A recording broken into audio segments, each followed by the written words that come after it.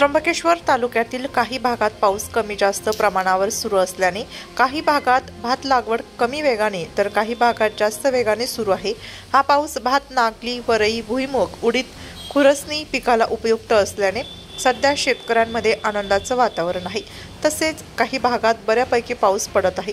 मात्र त्र्यंबकेश्वर तालुक्यात शेती उपयुक्त पाऊस झाला असल्याचे आणि खरीप पिकाला उपयुक्त असल्याचे शेतकऱ्यांचे म्हणणे आहे।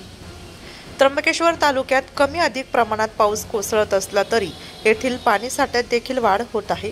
दुसरीकडे या पावसामुळे त्र्यंबक भागातील आणि परिसरातील नद्या, नाले आणि धरण भरत आहे।